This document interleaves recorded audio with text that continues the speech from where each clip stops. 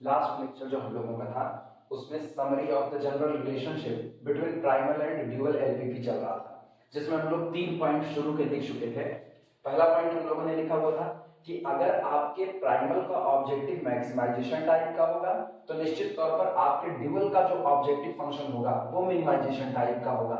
दूसरा पॉइंट जो हम लोगों ने लिखा था कि अगर आपका ये जो जेथ प्राइमल एक्सजे होगा तो वहां पर आपको एक जेथ कांस्टेंट मिलेगा, यानी पहले वाले आपके पहले वेरिएबल के लिए एक कांस्टेंट मिलेगा, दूसरे वेरिएबल के फिर उधर भी एक कांस्टेंट, यानी कुल मिलाकर के जितने इधर नंबर ऑफ डिसीजन वेरिएबल होंगे उतने आपके ड्यूअल में नंबर ऑफ कांस्टेंट होंगे। ठीक। तीसरा पॉइंट हम लोगों ने लिखा था कि अगर आपका इधर ith प्राइमल कांस्टेंट है तो उधर आपका ith ड्यूअल वेरिएबल बन रहा होगा। ठीक, ये सारी बातें हुई थी। तीसरा पॉइंट 3 तक हो चुके थे, चौथा पॉइंट लिखना। फोर्थ पॉइंट है primal variable x j, primal variable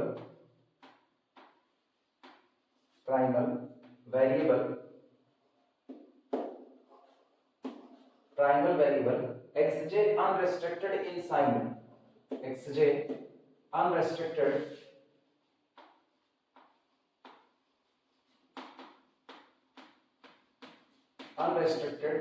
in sign. अगर ऐसा हुआ कि आपका जो कोई प्राइमल वेरिएबल है एक्सजे, यानी जो आपकी प्राइमल प्रॉब्लम है उसमें अगर आपका किसी नंबर का वेरिएबल अनरेस्ट्रिक्टेड इन साइन हो जाता है, ये पहले भी समझाया जा चुका था, जैसे हम लोगों ने x5 को माना हुआ था क्लास में। अगर x5 या x3 अगर आपका वो अनरेस्ट्रिक्टेड इन साइन हो जाता है तो आपका जो जेथ ड्यूअल कांस्टेंट होगा, चूंकि जेथ वाला आपका वेरिएबल कैसा हुआ अनरेस्ट्रिक्टेड, तो जो आपका जेथ कांस्टेंट होगा वो उधर इक्वल टू टाइप में बनेगा। लिखना ड्यूअल कांस्टेंट जे, चौथा पॉइंट लिखा dual constant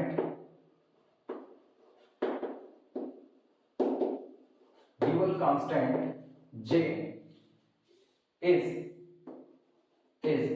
equal to type. जैसे एग्जांपल के तौर पर अगर इधर मेरा पांचवा वेरिएबल अनरिस्ट्रिक्टेड इन साइन हो गया, यानी आपके न्यूमेरिकल में दे दिया गया कि x5 कोई भी वैल्यू ले सकता है, आइदर पॉजिटिव और नेगेटिव और जीरो, तो यानी वो साइन में कैसा हो चुका है अनरिस्ट्रिक्टेड। और जैसे आपका x5 अनरिस्ट्रिक्टेड हुआ, तय हो गया कि जब आप ड्यूअल प्रॉब्लम को बना रहे होंगे तो ड्यूअल प्रॉब्लम में जो आपका पांचवें नंबर का कांस्टेंट चढ़ रहा होगा वो किस टाइप का चढ़ेगा, इक्वल टू टाइप का चढ़ेगा। ठीक, लिखना है इसके बाद पांचवा point primal constant I, primal constant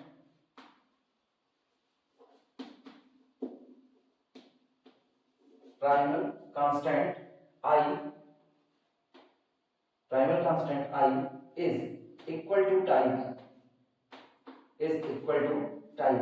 अगर आपकी जो प्राइमल प्रॉब्लम है उसमें किसी नंबर का कांस्टेंट किस टाइप का हुआ, इक्वल टू टाइप का हुआ, तो आपके ड्यूअल में उसी नंबर का जो वेरिएबल होगा वो अनरिस्ट्रिक्टेड इन साइन हो जाएगा।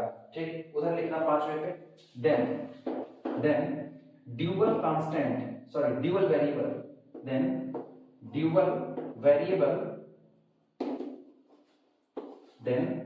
वेरिएबल वाई आई, क्योंकि हमने इधर ith नंबर के कांस्टेंट को इक्वल टू टाइप का किया तो इधर ith नंबर का जो वेरिएबल होगा वो अनरिस्ट्रिक्टेड इन साइन होगा। Dual variable y i is unrestricted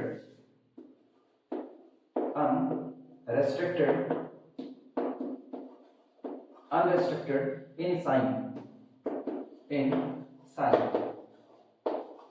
ठीक, अब लास्ट पॉइंट है छठा पॉइंट, अगर आपका primal constant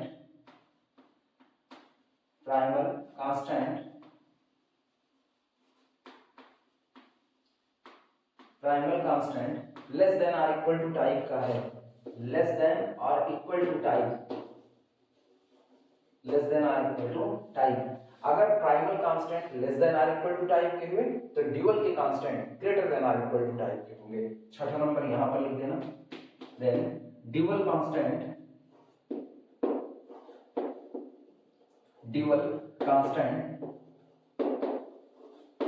dual constants greater than और equal to type, greater than और इक्वल टू टाइप, ये होता है प्राइमल और ड्यूअल के बीच का रिलेशनशिप। ये नोट कर लो, फिर हम वर्किंग रूल दिखाते हैं कि किस तरह से प्राइमल से ड्यूअल में कन्वर्ट किया जाएगा।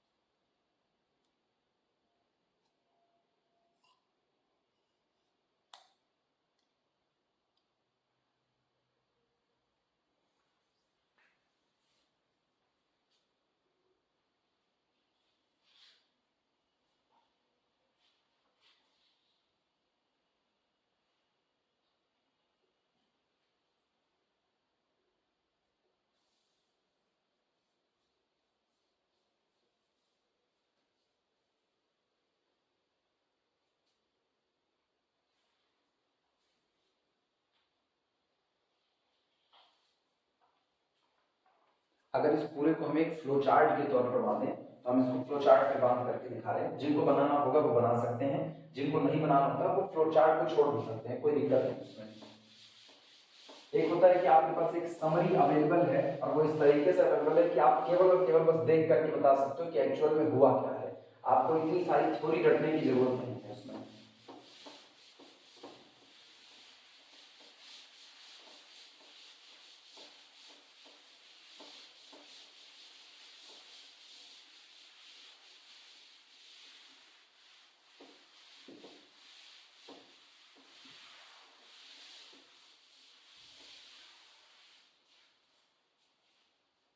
एक फ्लो चार्ट टाइप का बना रहे हैं, एक तरफ प्राइमल लिख रहे हैं, एक तरफ ड्यूअल। इधर जैसे हमने लिखा प्राइमल और दूसरी तरफ हम लिख रहे हैं यहां पर ड्यूअल, प्राइमल ड्यूअल। प्राइमल की प्रॉब्लम मैक्सिमाइजेशन टाइप की ले रहे हैं, तो maximize Z X is equal to, हम लोग लिखते क्या है, c1x1 plus c2x2 plus c3x3 plus so on cnxn, समेट करके सिग्मा में बैठा है समेशन पर, summation cj xj, summation cj xj, जहां पर जो आपका j है वो वैरी कर रहा है 1 से लेकर के कितने n तक। अब यही दिमाग चलाना कि चूंकि मेरे पास यहाँ पर टोटल कितने डिसीजन वेरिएबल है, n decision variable, x1 x2 x3 xn, तो यहाँ पर मेरे पास कितने कांस्टेंट होंगे, टोटल n कांस्टेंट होंगे। ठीक, लिखना सब्जेक्ट टू कांस्टेंट, यहाँ हट करके लिख रहे हैं थोड़ा नीचे, सब्जेक्ट टू कांस्टेंट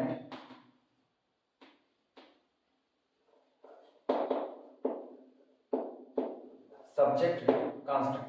अब इधर ड्यूअल में भी साथों साथ बनाते चल रहे हैं, क्योंकि इधर मैंने प्रॉब्लम में कैसा लिखा ऑब्जेक्टिव फंक्शन मैक्सिमाइज का, तो उधर क्या हो जाएगा minimize Z Y, minimize Z Y. अब गौर करना, जो इधर c1 c2 c3 cm है कहां पर मौजूद है, ऑब्जेक्टिव फंक्शन में कोफिशिएंट, वो इधर कांस्टेंट में राइट हैंड साइड का कांस्टेंट बन जाएगा, और जो यहाँ पर राइट हैंड साइड में कांस्टेंट होंगे वो मेरे ऑब्जेक्टिव फंक्शन में इधर कोफिशिएंट बन चुके होंगे।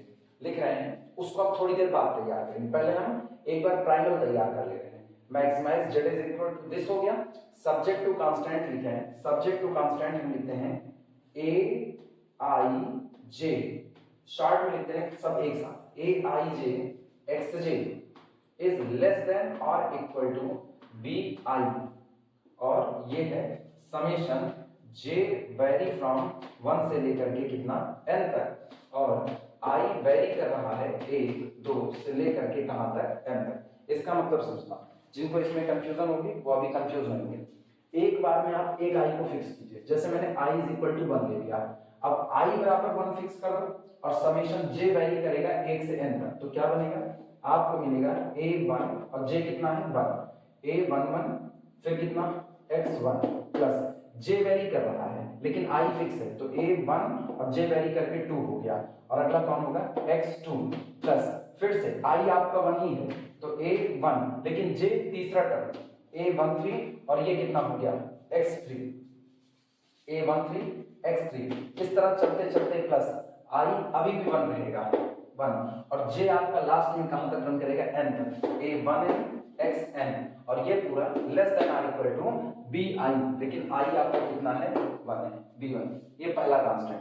अब हम अगला काम क्या करेंगे, i बराबर 2 फिक्स करेंगे, i बराबर 2 फिक्स करना, यानी a का पहला सफिक्स 2 रहेगा और ये 2 रहेगा, बीच में j वैरी करेगा, तो a21 x1 plus a22 x2 plus a23 x3, इस तरह चलते चलते plus a2n xn and less than or equal to कितना हो गया b2।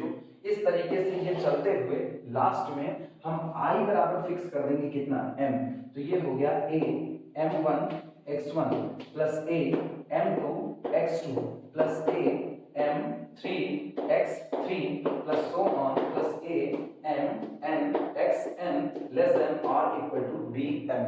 ये जो इतनी बातें हैं, ये बातें हमने समेट करके सिर्फ इतने पर लिख दी हैं, summation aij xj less than r equal to bi। तो मुझको ये इतनी बातें पूरी लिखने की जरूरत नहीं है, ये शॉर्ट में लिख रहे हैं।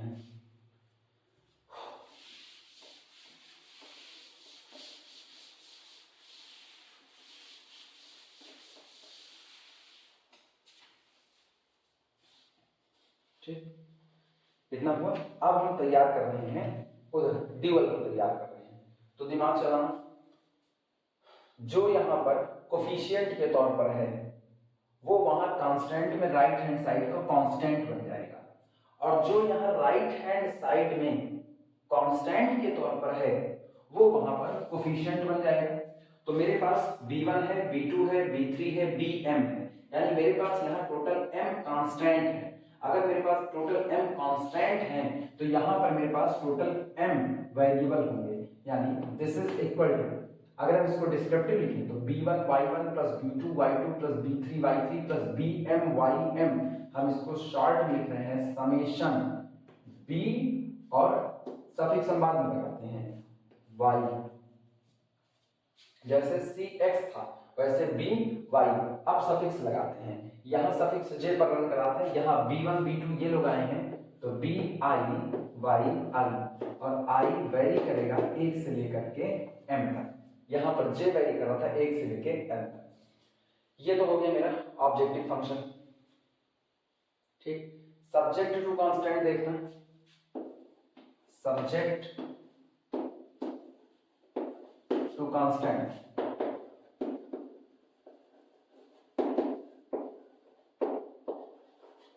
Subject to constant.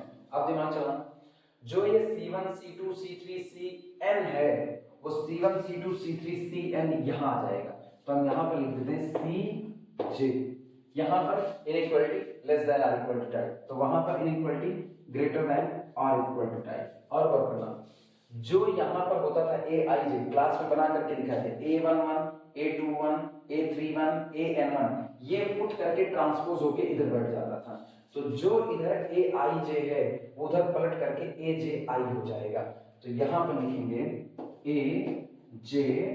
aj एक बार और इसके साथ yi समेशन। ठीक, इट इज ग्रेटर देन और इक्वल टू cj, और जहां पर आप समेशन रन करेगा ओवर i वेरी फ्रॉम 1 से लेकर के m तक, और यहां पर हम j बता रहे हैं, j is equal to 1 2 3 so on n। अब वेरिएशन देखना कैसे कैसे कहां कहां क्या क्या बदला है। ये जो आपका cj है, ये cj उठ करके यहां से क्या बना देखना, ये cj आपका यहां मौजूद है, ये आपका cj है, और जरा उधर का bi देखना, ये bi यहां से इसकी मौजूदगी देखना, ये मौजूद है, यानी यहां ऑब्जेक्टिव फंक्शन में मौजूद कोफिशिएंट आपके ड्यूअल में राइट हैंड साइड में कांस्टेंट बन गए, और यहां ऑब्जेक्टिव और यहां पर राइट हैंड साइड में मौजूद कांस्टेंट इधर आपके ऑब्जेक्टिव फंक्शन में कोफिशिएंट बन गए। कोफिशिएंट कांस्टेंट बन गया और कांस्टेंट कोफिशिएंट बन गए। पहला वेरिएशन तो ये आ गया। अगला देखना, अब इनसे ये aij का हाल सुनना, ये जो aij है यही ट्रांसपोज हुआ है किसमें, aj i में, यानी अगर हम इसको देखें तो a i j is nothing, a i j is equal to a j i. ये लोग बस ट्रांसपोज हुए हैं अपनी जगह पर।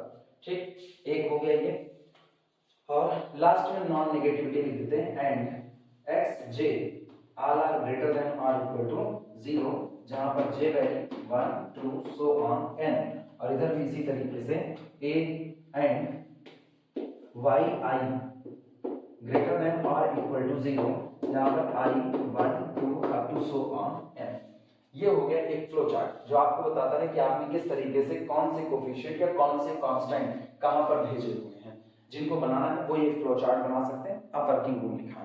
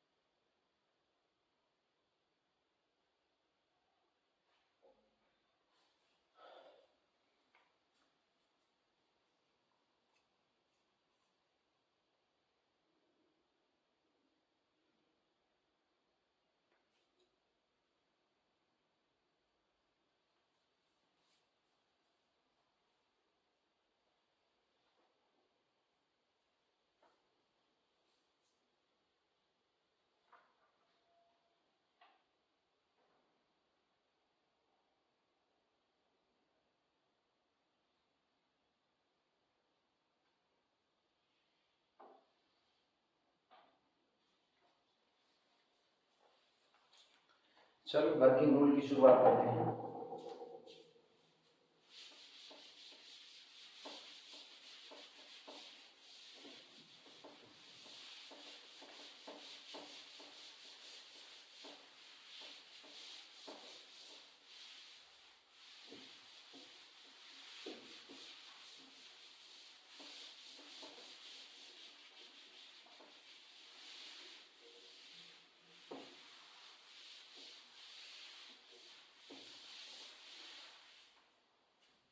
हेडिंग डाल देना।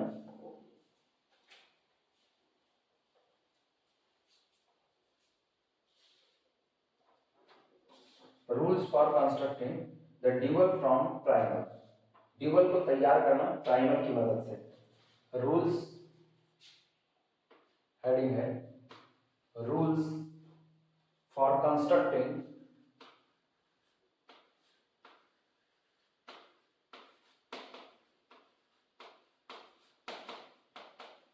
rules for constructing the dual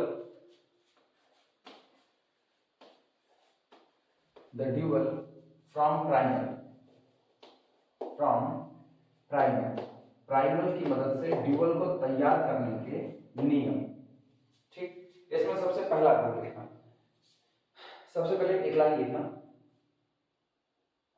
the rules for constructing the rules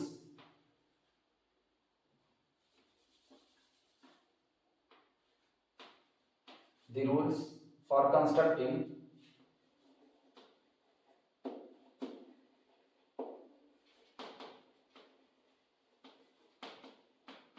the rules for constructing the dual from primal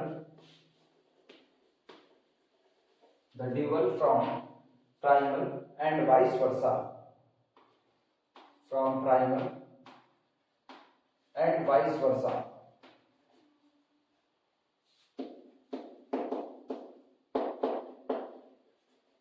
अब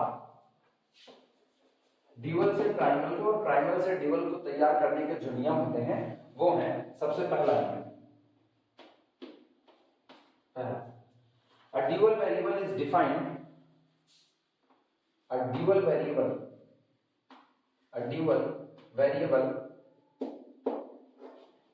is defined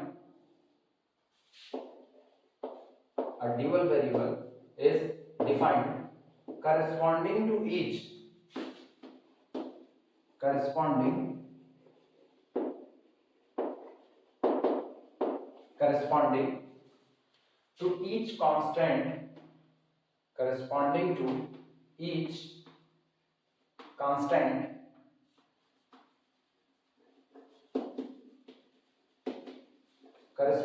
each constant in the primal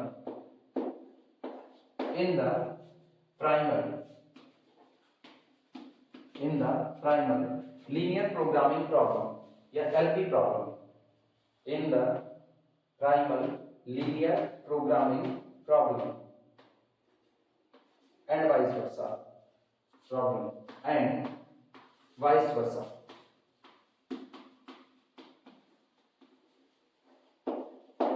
कहा ये गया है a dual variable is defined corresponding to each constant in the primal। अगर आप primal देख रहे हो तो आपकी प्राइमल में जितने कांस्टेंट हैं उन सभी के लिए आप एक ड्यूअल वेरिएबल मानो। पहली चीज, आपको जो भी प्रॉब्लम दी गई है आप उसको प्राइमल के तौर पर कंसीडर करो। अगर वो आपकी प्राइमल प्रॉब्लम है तो आप उसमें गिनो उसमें कुल कितने कांस्टेंट हैं। पहला कांस्टेंट है उसके लिए ड्यूअल का एक वेरिएबल आप रख लो अपनी जेब में, y1 होगा। दूसरा कांस्टेंट तुरंत आपको नजर आया, आप रख लो कि इसका मतलब ड्यूअल में एक वेरिएबल y2 होगा। अगर आपको तीसरा कांस्टेंट नजर आ रहा है तो इसका मतलब ड्यूअल में एक वेरिएबल y3 होगा। तो कुल मिलाकर के प्राइमल में आपको जितने कांस्टेंट नजर आ रहे हैं उन सभी कांस्टेंट के करेस्पॉन्डेंस में एक वेरिएबल आप मान लो जो आपके ड्यूअल का डिसीजन वेरिएबल बनेगा। इसी बात को लिखा जा रहा है A dual variable is defined, एक ड्यूअल वेरिएबल परिभाषित किया जाता है corresponding to each constant, her constant के करेस्पॉन्डेंस में आप एक ड्यूअल वेरिएबल मानते हो और ये कांस्टेंट कहाँ मौजूद होते हैं? In the primal linear programming problem and vice versa. और इसका उल्टा मतलब कि आप ड्यूअल में जाओ, अगर आपको ड्यूअल से प्राइमल में कन्वर्ट करना है कि ड्यूअल की प्रॉब्लम दी गई है और आपको प्राइमल बनाना है, ये तो कोई बवाल ही नहीं होता है कि आप इस पे सोचो कि कौन सी प्रॉब्लम प्राइमल है और कौन सी ड्यूअल है। आप किसी को भी प्राइमल मान सकते हो और किसी को भी ड्यूअल। ये प्रॉब्लम दी गई है, उनको तैयार करना है तो ये प्राइमल हो गए, वो ड्यूअल हो गए। वो दी गई है, इनको तैयार करना है तो एक्चुअल में तो अभी वो ड्यूअल थे लेकिन अब वो प्राइमल हो गए और ये ड्यूअल हो गए। तो इसका मतलब आप यही किस्सा उनके साथ करो। अगर आपके ड्यूअल में पहला कांस्टेंट नजर आता है तो वहां पर प्राइमल के लिए एक डिसीजन वेरिएबल x1 मान लो। अगर यहाँ दूसरा कांस्टेंट नजर आता है तो फिर वहां पर एक डिसीजन वेरिएबल x2 मान लो। तो जितने इधर कांस्टेंट नजर आए ड्यूअल में उतने ही आप वहां डिसीजन वेरिएबल मान लो किसमें? प्राइमल में। यही काम दोनों में करना है। पहला नियम तो ये हो गया। दूसरा नियम सुनना, सेकंड या दिस इंप्लाइज दैट, एक बार लिखना दिस इंप्लाइज दैट। इसका मतलब ये हुआ कि for primal LP problem, for a primal LP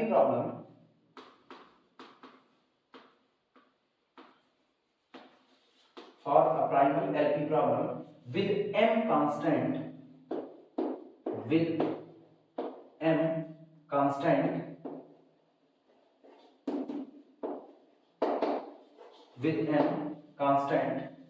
and n variable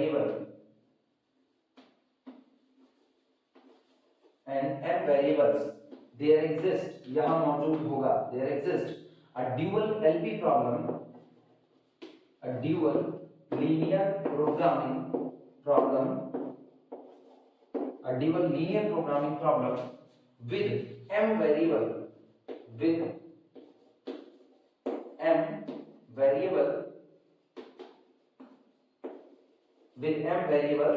and n constants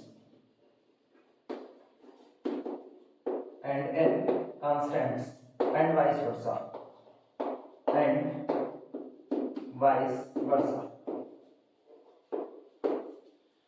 इसका मतलब ये हुआ कि अगर आपकी जो प्राइमल प्रॉब्लम है उसमें टोटल m कांस्टेंट हैं तो टोटल m कांस्टेंट होने का मतलब है कि आपके ड्यूअल में टोटल m वेरिएबल होंगे और अगर आपके पास यहाँ पर n वेरिएबल हैं तो इसका मतलब वहां ड्यूअल में आपके पास टोटल n इक्वल कांस्टेंट मौजूद होंगे। तो इसी चीज को लिखा गया है for a primal LP problem, किसी भी प्राइमल एलपी प्रॉब्लम के लिए जिसके पास कांस्टेंट की संख्या m है और वेरिएबल की संख्या n है, देयर एग्जिस्ट अ ड्यूअल, यहाँ एक ड्यूअल प्रॉब्लम मौजूद होगी जिसमें वेरिएबल की संख्या कितनी होगी m, यानी जितना प्राइमल में कांस्टेंट होगा उतना ड्यूअल में वेरिएबल होगा, जितना प्राइमल में वेरिएबल होगा उतना ड्यूअल में कांस्टेंट होगा। और यही बात ड्यूअल से प्राइमल में आती है। पहला नियम नोट करो।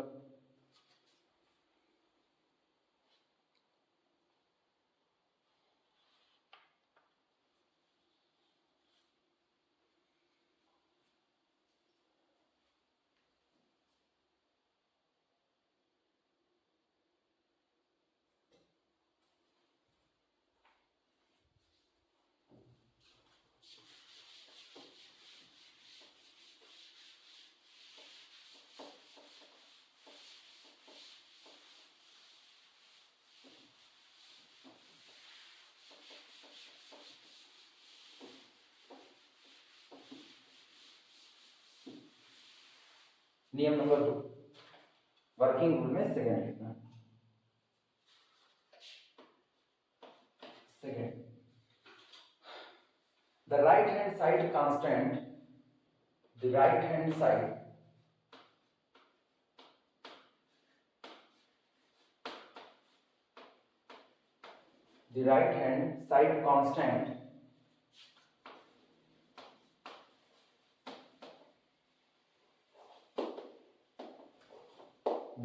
side constant b1 b2 b3 bm, b1 b2 up to so on bm, ठीक, of primal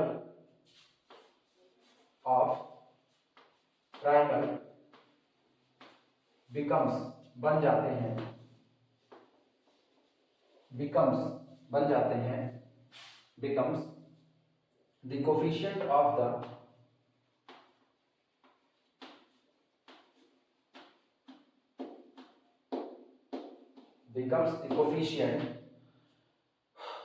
the dual variables, coefficients of the dual variables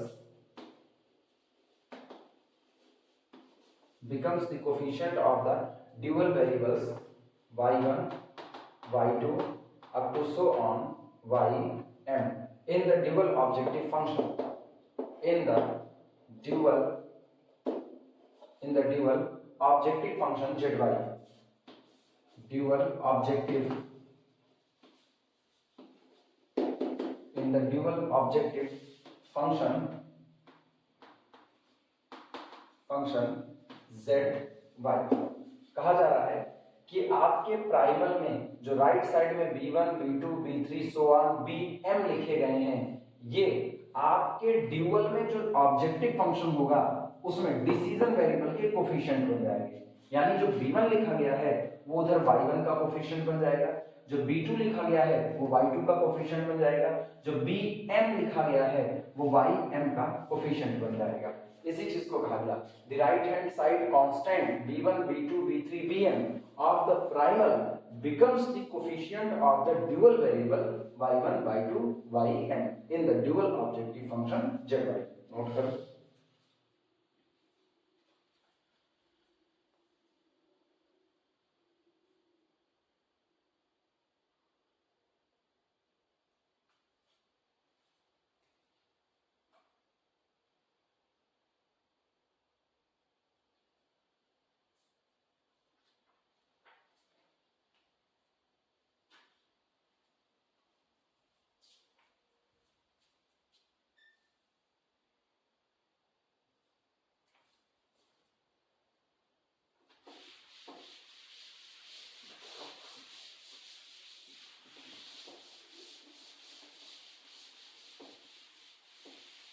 लिखना आल्सो, इसके साथ ही होगा क्या कि आपके प्राइमल में जो constant b1 b2 b3 bm है ये आपके ड्यूअल में ऑब्जेक्टिव फंक्शन में कोफिशिएंट बन गए। तो जो यहाँ आपके ऑब्जेक्टिव फंक्शन में कोफिशिएंट है ये आपके ड्यूअल में राइट साइड में कांस्टेंट बन जाएंगे। इस बात को लिखना also also the coefficients also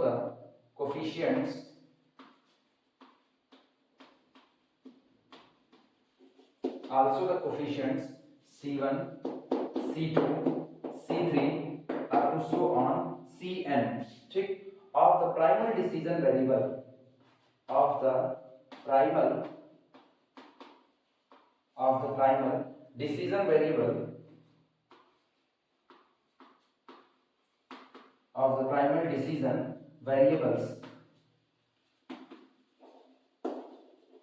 decision variables x1 x2 up to so on xn in the objective function in the objective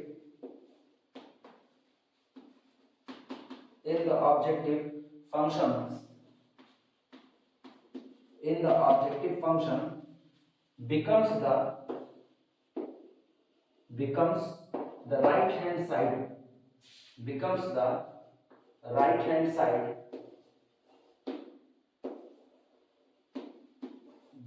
right hand side constant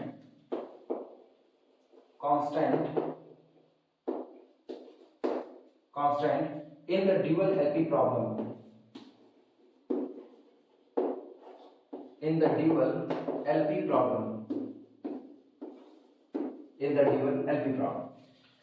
आपके जो प्राइमल प्रॉब्लम है उसमें आपका जो maximize z is equal to c1 x1 plus c2 x2 plus c3 x3 plus cn xn लिखा गया है, उसमें ये जो c1 c2 c3 cn लिखे गए हैं ये आपके ड्यूअल में जो कांस्टेंट लिखे जाएंगे उनमें ये राइट हैंड साइड में लिखे गए कांस्टेंट बन जाएंगे।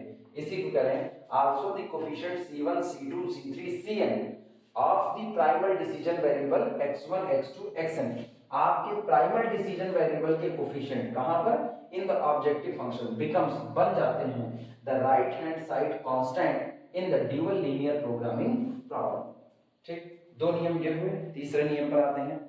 तीसरा नियम मैक्सिमाइजेशन की प्रॉब्लम तो मिनिमाइजेशन में कन्वर्ट होगी।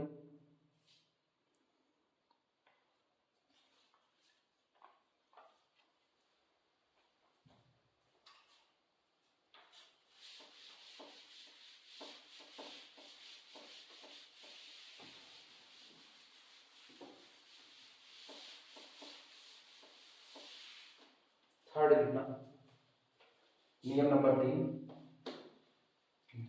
For maximization LP problem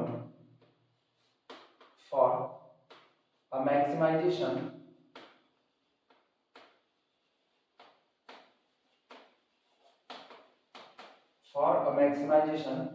linear primal LP problem लिखना। For a maximization primal linear programming problem for a maximization primal linear programming problem r less than or equal to type constant r less than or equal to या with कर देना आगे problem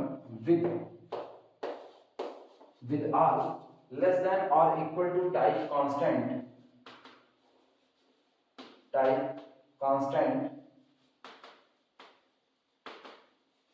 less than or equal to type constants, there exists a minimization dual. There exists a minimization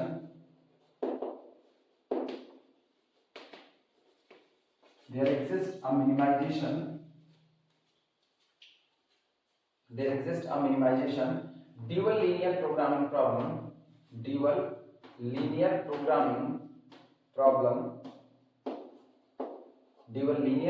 problem with r greater than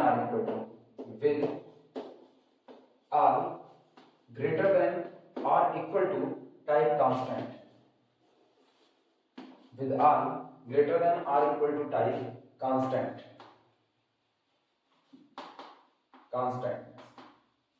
and vice versa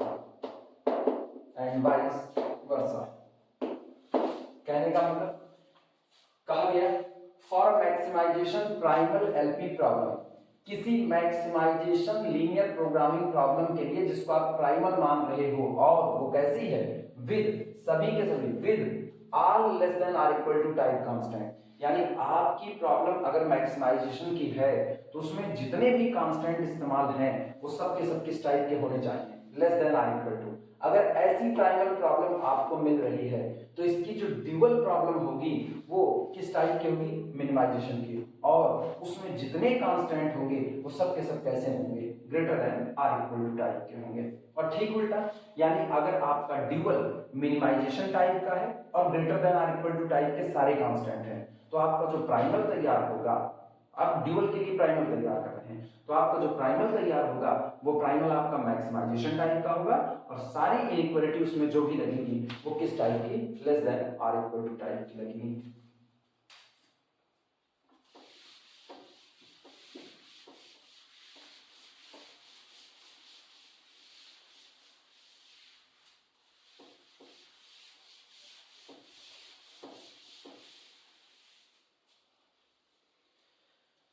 चौथा लिखना, चौथा नियम,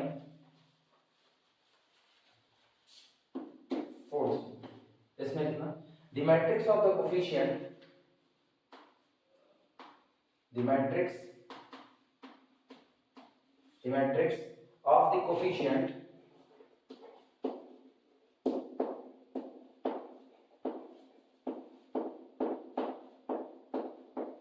the matrix of the coefficient of variables, the matrix of the coefficients of variables in the constants, in the constants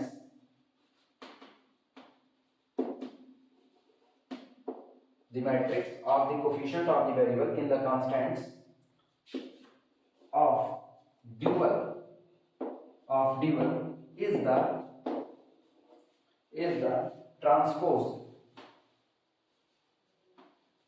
the transpose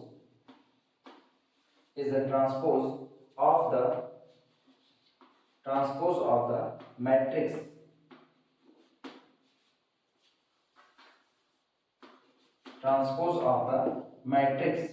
of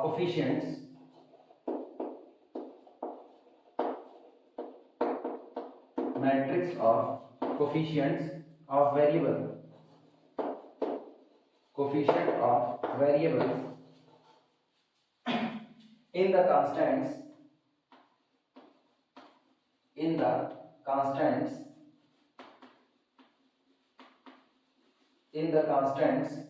of primal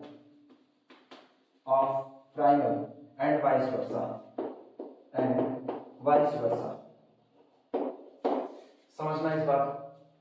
जैसे अब हम यहाँ पर थोड़ा सा कन्वर्ट करके दिखाते हैं, ऑलरेडी ये प्रॉब्लम हम लोग पहले वीडियो में देख चुके थे, फिर इसको समझा रहे हैं।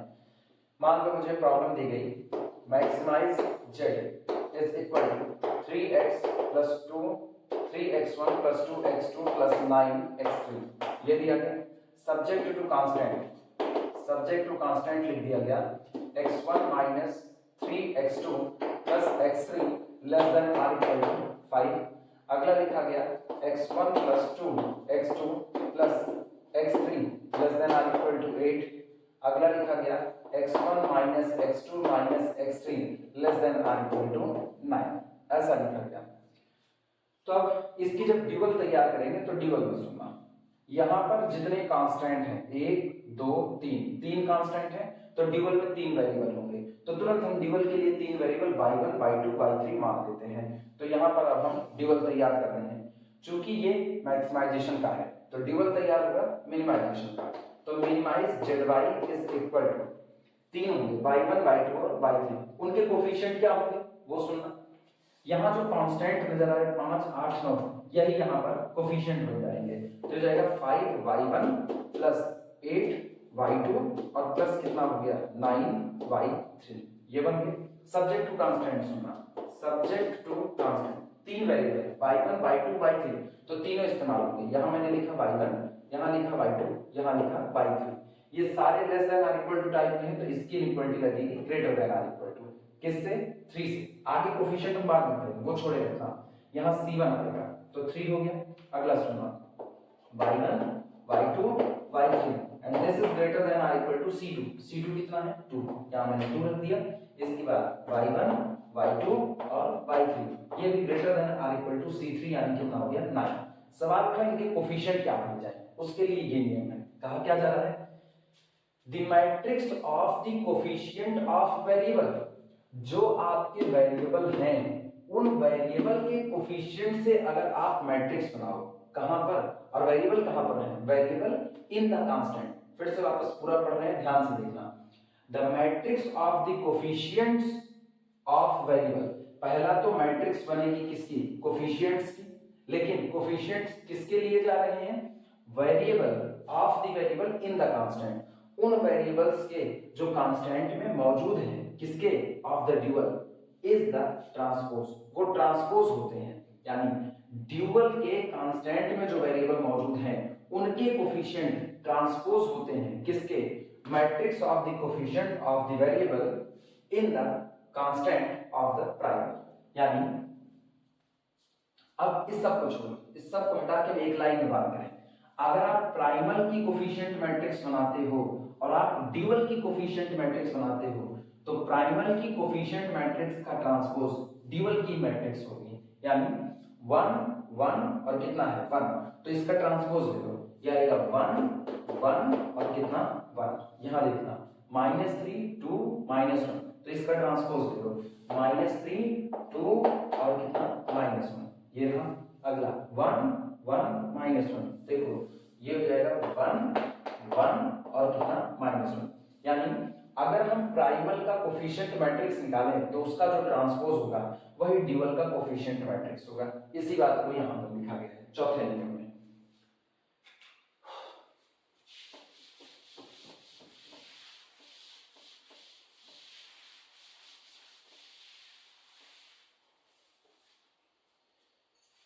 इसके बाद पांचवा नियम लिखना, फिफ्थ पांचवा में लिखना, if the objective function if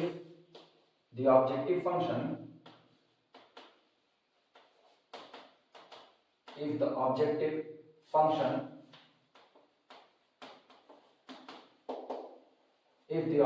function of a primal LP problem of a primal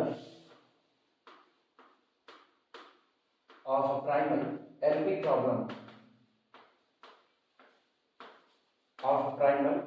problem is to be maximized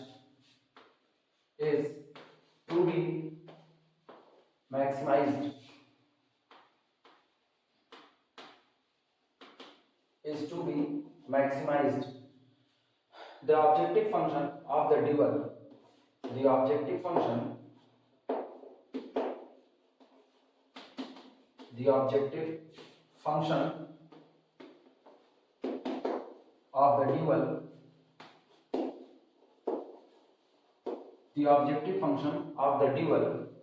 ठीक is to be minimized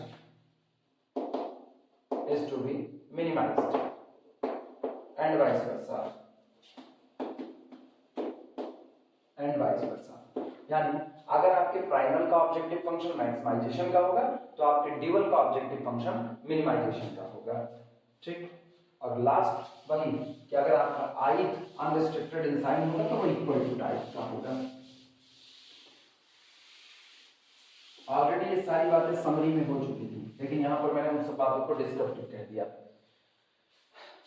छठा नियम और आखिरी, इसमें लिखना, if the ith primal constant is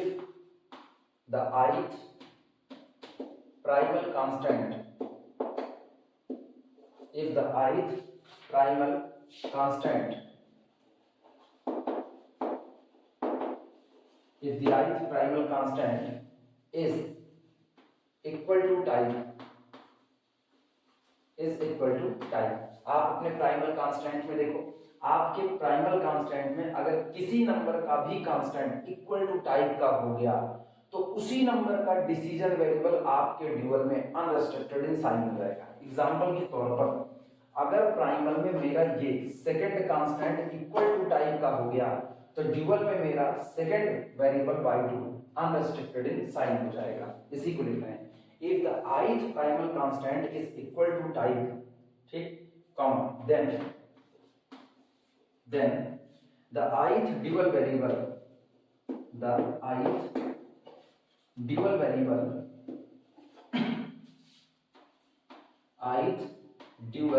variable ठीक is unrestricted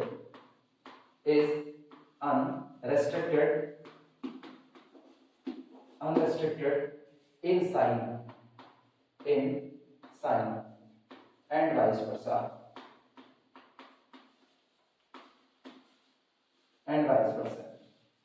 नोट करो। इसी के साथ ये सारे वर्किंग रूल यहाँ पर खत्म होते हैं। अब सिर्फ इसके न्यूमेरिकल बाकी है। अगला लेक्चर जो हम लोग लेंगे उसमें हम इन्हीं वर्किंग रूल के ऊपर न्यूमेरिकल लगाएंगे। जिनको भी इस वर्किंग रूल में जरा सी भी दिक्कत है वो अभी बिल्कुल कोई डाउट नहीं रखेंगे। जब न्यूमेरिकल उठाएंगे तो हम एक एक बातें फिर इस पर एक्सप्लेन करते हुए न्यूमेरिकल बाकायदा वेल मेंटेन तरीके से लगाया जाएगा। और तब न्यूमेरिकल को लगाने के दौरान भी हम इन नियम को बारी बारी से लिखते रहेंगे, तो किसी को बाद में भी कोई दिक्कत नहीं होगी, उसकी टेंशन ना लेना, ठीक। ऑलरेडी हम बगल में एक एग्जांपल करके दिखा चुके हैं इनिशियल में भी। रही बात ये अनरिस्ट्रिक्टेड इन साइन वाले की, इसका जब न्यूमेरिकल लगाना शुरू करेंगे उस वक्त हम इसको डीपली एक्सप्लेन कर देंगे। अभी की तारीख में फिलहाल ये सारे नियम नोट कर लो, बाकी बातें अगले लेक्चर में करेंगे।